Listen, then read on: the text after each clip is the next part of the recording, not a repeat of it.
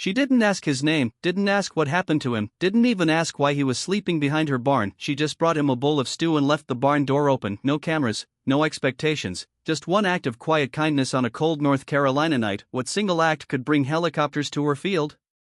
What she didn't know was that the man she helped used to command hundreds, and that months later, Black Hawk helicopters would land on her field to return the favor. This isn't a story about charity, it's a story about mercy and what happens when one open door leads to something far greater. Welcome to Graceful Valor Stories, where tales of compassion and kindness are told. Let's uncover what really happened. The wind came early that year. It swept across the hills of Ashe County, North Carolina, stirring the trees like ghosts that had waited all summer to speak. The mornings turned sharp and the air carried a scent of brittle leaves and woods. Out on the edge of a sloping field, a woman stood alone, watching her bees fight the cold. Grace Dalton, 42, had learned to read the seasons by sound. The rustle of dying leaves meant frost would come before dawn. The soft whine of wine through the cedar trees meant the hives needed wrapping, and the silence, thick, unmoving, absolute, meant winter was coming faster than anyone wanted to admit. She sipped her coffee from a chipped blue mug, her boots planted in the soft, muddy edge of her apiary. The sun hadn't climbed over the ridge yet, but the sky had already begun to pale. She could see the frost hugging the metal lids of the hives, the sluggish bees barely moving now. Come on, girl, she murmured, just hold on a little longer. The bees didn't answer.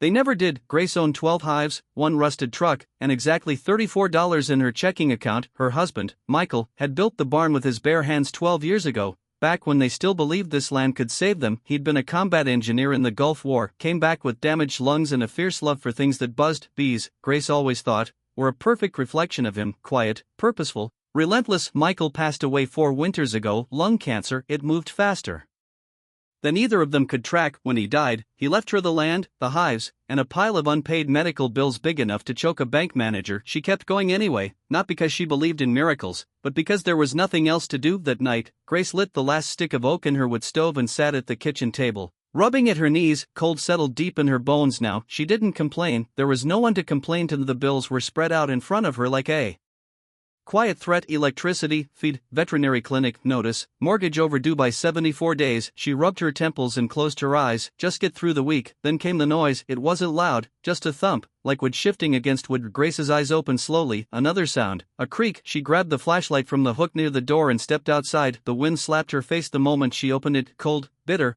full of pine and silence. Her boots crunched over frozen grass as she made her way to the barn. She kept the flashlight low, scanning for movement. Raccoons, maybe a fox, but when she reached the side of the building and angled the beam up, her breath caught. Someone was curled up against the back wall, wrapped in a worn army jacket, hood up, backpack beside him. His shoulders were shivering but not moving much. Hey, she called louder than she meant to. This is private property. The figure stirred. Grace's grip tightened on the flashlight. You hear me?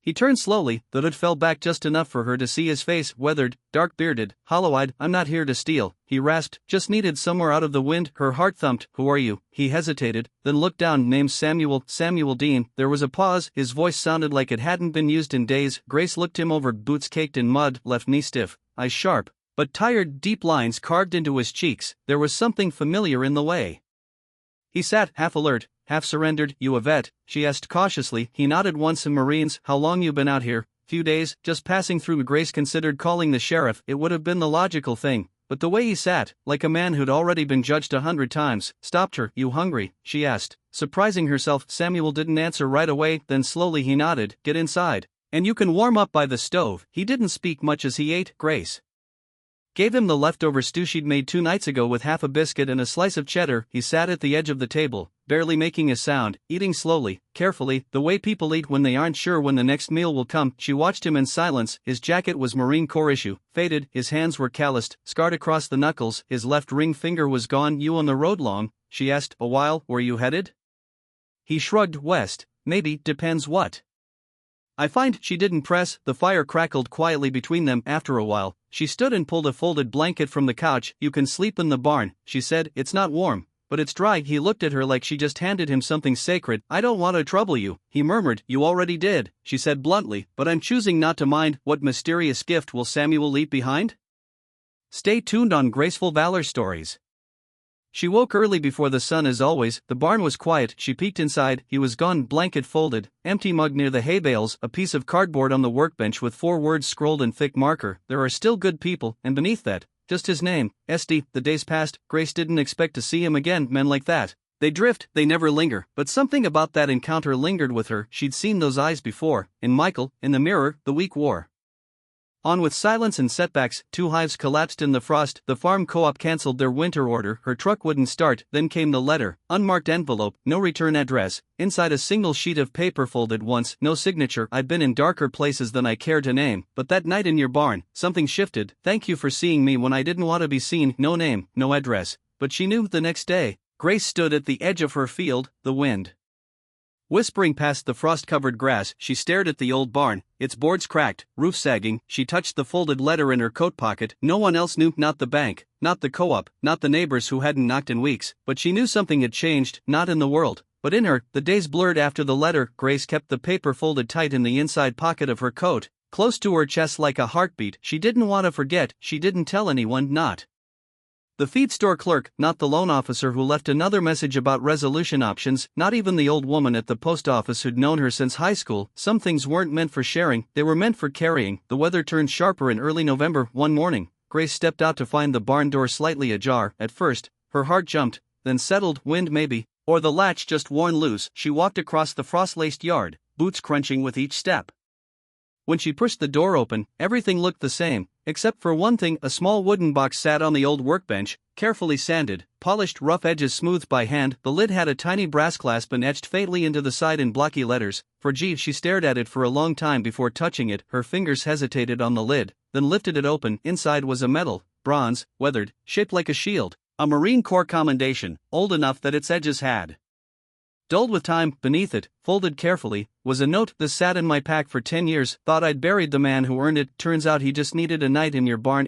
Grace sat down hard on the bench, the cold of the wood seeped into her bones. She held the metal in both hands, unsure what to do with it. It felt heavier than it should have been. She kept the metal tucked inside the drawer where Michael's old beekeeping tools lived. She didn't tell anyone, but each morning after, when she opened the barn, she'd glance at that box, half hoping, half dreading to see something else. Nothing came, not for a while. Thanksgiving passed without company. Grace made a pot of cornbread dressing, more out of habit than celebration. The phone rang once, her cousin from Tennessee, but she didn't answer. She didn't feel like lying about how things were going. The truth was they weren't. 2 of her best clients backed out due to uncertain economic factors. A pipe burst under the house, and a final notice came in red ink across a letterhead she'd hoped to never see again. Final demand for closure in 30 days. She read it once, then again, and set it face down on the kitchen counter. There was no one coming to save her. One evening in early December, she sat on the porch with a cup of weak coffee and a flannel blanket wrapped tight around her shoulders. The sun was dipping low behind the trees, casting long ribbons of gold across the frozen grass. A flock of geese passed overhead, their calls trailing behind them like string, and that's when she heard the truck. It was distant at first, then closer, gravel popping under its tires as it approached from the far end of her long, sloped driveway. Not many people drove up that way, especially not after dark. She stood slowly, heart tightening. The truck was black, old military style, not government issued, not anymore. It stopped 20 feet from her porch. A man stepped out. Grace froze. Same eyes, same quiet stance, same jacket, Samuel Dean, but something was different now. His beard was trimmed, his shoulders less slumped. He walked with a purpose, not the aimless drift of a man looking for shelter, but the slow, certain stride of someone who had found something worth returning for. She met him halfway between the porch and the truck. He tipped his head slightly. "Evening, I thought you were passing through," she said. "I was," he answered. "Then I wasn't." She nodded toward the driveway. "Didn't expect to see you again, didn't expect to come back." He paused, "But I needed to." They stood in silence a moment. The wind tugged gently at his jacket. He reached into his coat pocket and pulled out a folded sheet of paper, held it out. Grace hesitated, then took it. The letterhead was strange, clean, professional. At the top, in bold, "Veteran Agricultural Rehabilitation Initiative." She looked up. "I've been working with a new team," he said, "advising on recovery through trade programs, farming, forestry, apiary work. They're looking to partner with landowners, ones willing to offer space and a little trust." Grace raised an eyebrow. "You think that's me?" Samuel smiled faintly. "I know it is." She looked back at the paper. The initiative wanted to lease land from smallholder farms to host veteran-run apiary training programs. They'd cover expenses, supply equipment, provide a stipend to the host, no strings attached. "I told them about you," he added softly, "about the barn, about the way you didn't ask anything." Grace lowered the paper. "Why me?" He looked at her for a long time before answering. "Because kindness like that, it's not common, and because this place, it felt like something could grow here again." She folded the paper, her fingers trembled. "To Samuel," she said quietly, "I'm 30 days from losing everything. I can't even fix my barn roof. How am I supposed to host anything?"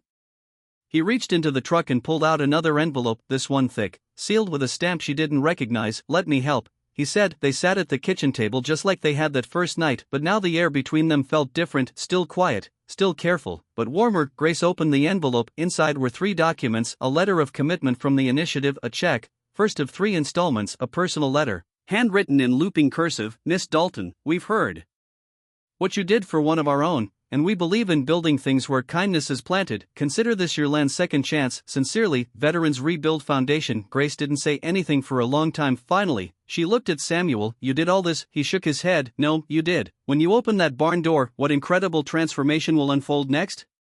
Keep watching on Graceful Valor Stories." 3 days later, trucks arrived, not government vehicles, just plain white contractors, but each one driven by someone in uniform, men and women who moved with the quiet precision of soldiers, now builders, now framers. They went to work without much talk, reinforced the barn, fixed the well pump, installed power lines to the apiary. One of them, an older man with a limp and a silver ring on his pinky, knelt beside Grace's favorite hive and whispered, "It's been 20 years since I've worked bees.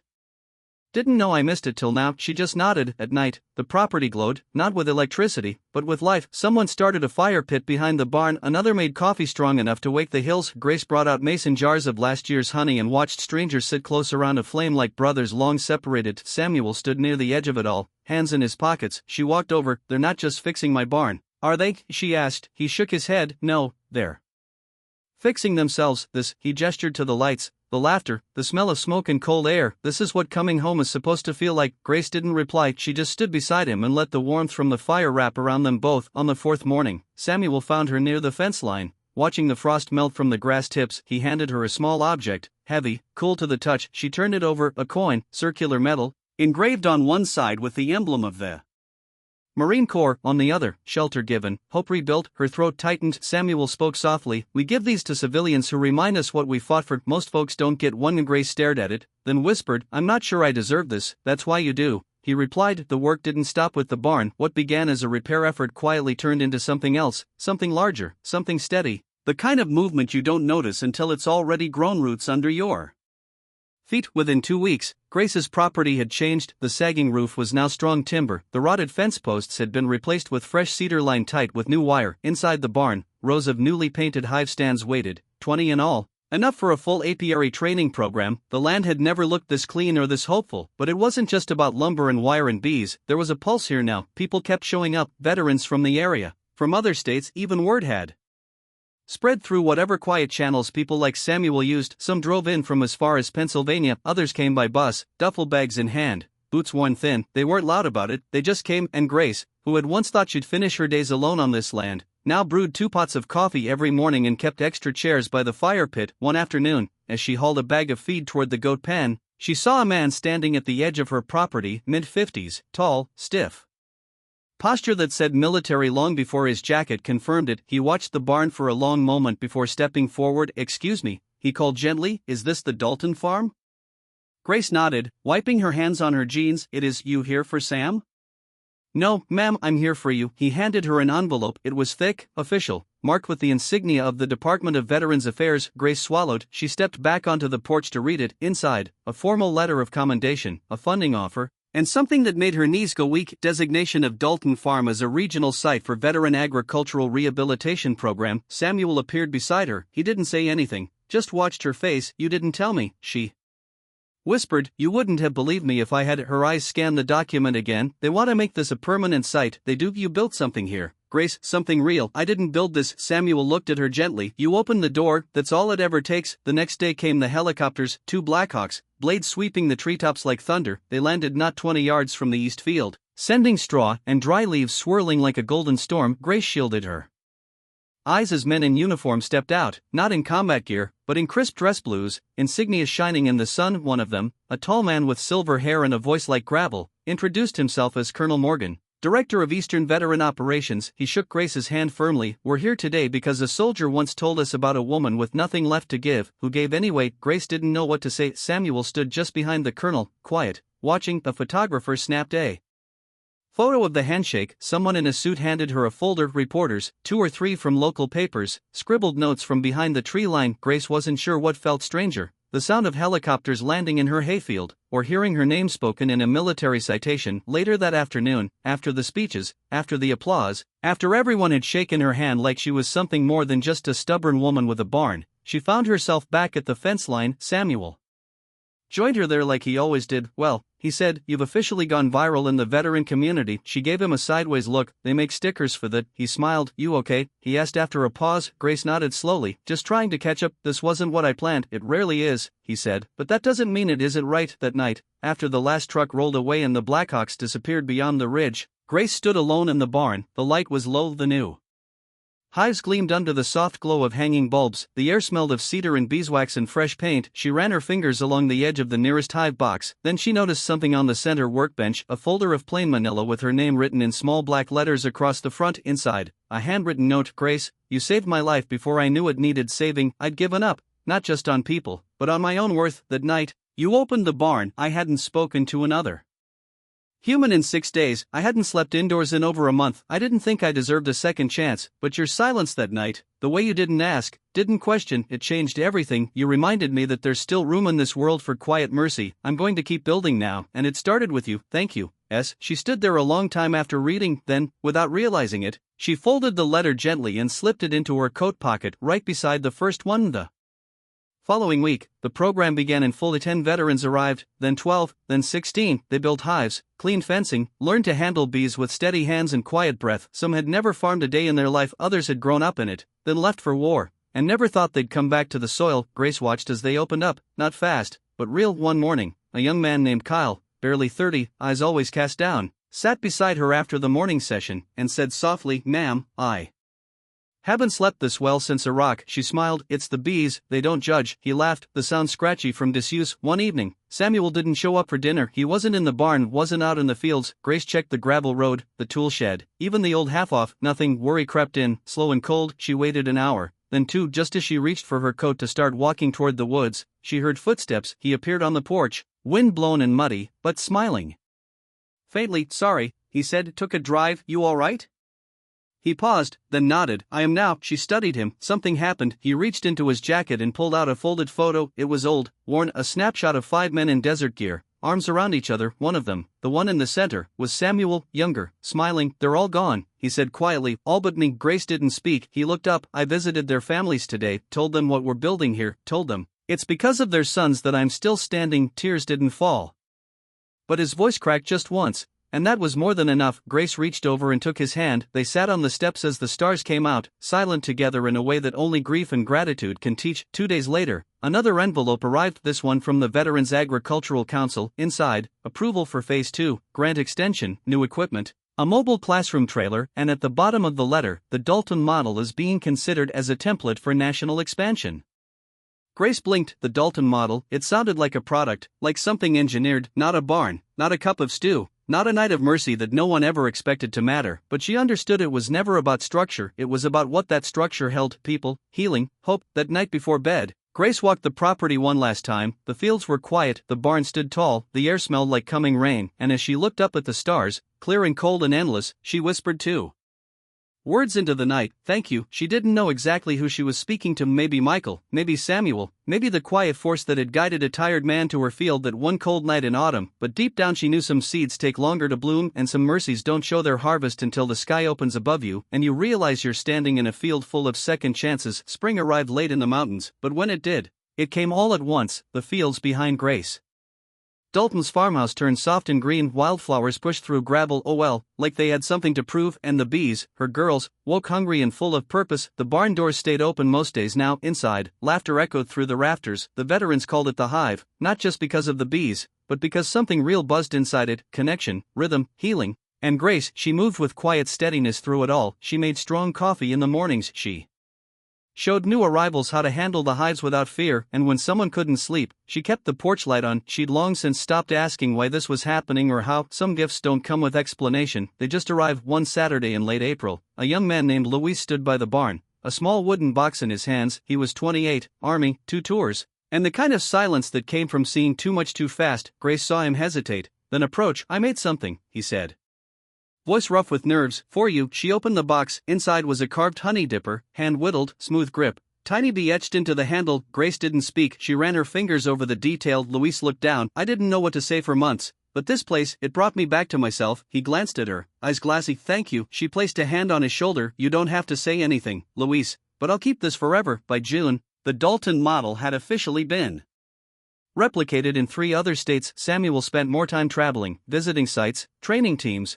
but he always returned to Ashe County, always called it home base. Grace never asked him to stay. She didn't have to. Every time he left a note on her kitchen table. Back soon, don't let the bees get soft on me. He always came back. The community around her began to change. 2 folks who used to drive past with blank expressions now pulled into the gravel drive with pies, seedlings, old tools they thought might help. Local high school students came out on Saturdays to learn beekeeping. The hardware store started stocking special hive lumber and gave Grace a discount she never asked for. Even the bank, yes, the same bank that nearly took her land, sent her a letter offering to sponsor educational signage for the property. She didn't laugh, she just tucked the letter into a drawer with the others, the kind you don't forget but don't let define you. That summer, Grace did something she hadn't done in years. She mailed postcards. One went to her cousin in Tennessee, letting her know the farm was still standing. One went to her late husband's old unit, care of a contact in Georgia. Just a short line, Michael's bees are still flying, you'd be proud. And one, folded into an envelope with no return address, went to a name scrolled on a dog tag she'd kept since that first night. Samuel Dean. I see now that mercy, when given quietly, grows louder with time. You helped turn a broken barn into something holy. Wherever you go next, take that light with you. Grace. One crisp morning in early autumn, as the leaves began their slow golden descent, Grace found Samuel on the porch swing with 2 mugs of coffee. She sat beside him. They rocked in silence for a while, listening to the bees in the distance, the birds stirring in the trees. Finally, he cleared his throat. I'm stepping back, he said, from the program. Not all of it, just the travel, the speeches, the spotlight. She looked at him, but didn't interrupt. I've seen what I needed to see. It's working. People are healing. And I've got what I need right here. Grace smiled gently. That a declaration, Sam?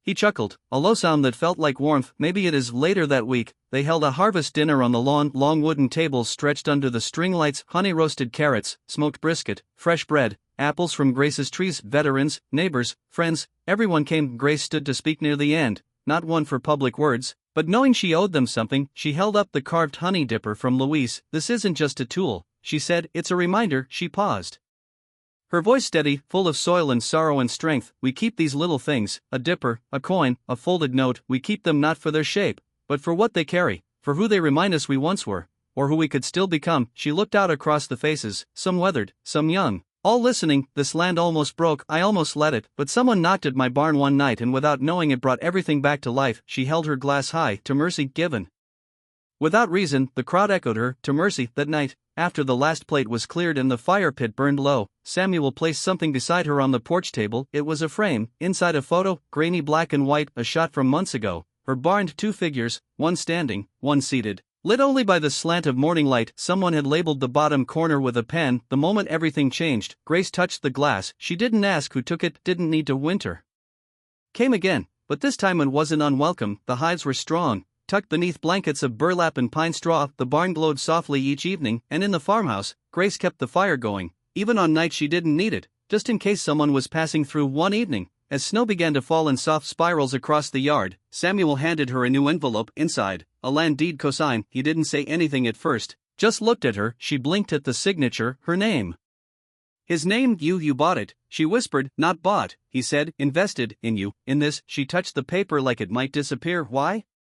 Samuel smiled. Because someone once gave me a night's rest and a bowl of soup, and it brought me back to life. She framed the deed beside the coin, right where the morning light could hit them. That spring, they started planting sunflowers behind the barn, rows of them, bright and stubborn. Bees loved them, so did people. The town started calling her place the Second Chance Farm. She never corrected them. Years from now, someone might drive down that same winding road through Ashe County. They might pass the fields, see the barn, the sign. They might hear the hum of bees in the warm wind and think it's always been that way. They won't know the whole story. How a woman once gave mercy without a question. How a man, broken and wandering, found healing in her silence. How kindness, quiet, ordinary kindness, landed helicopters in a field, rebuilt a barn, and kept a soul from falling apart. They won't know, but we do, because kindness, when planted without expectation, never really dies. It roots down In forgotten places, it pushes up through cold earth, it waits, patient and unseen, until one day it blooms right in the heart of someone who needed it most. In our darkest moments, kindness still finds a way, often in the quietest places. Not everyone who helps wants recognition, some just need to know that today someone isn't going hungry, and sometimes that alone is enough to change a life. You may forget the story, but if no one retells it, history stays silent forever. Subscribe to Graceful Valor. Stories where justice is honored, kindness is remembered, and no act of quiet heroism is ever lost.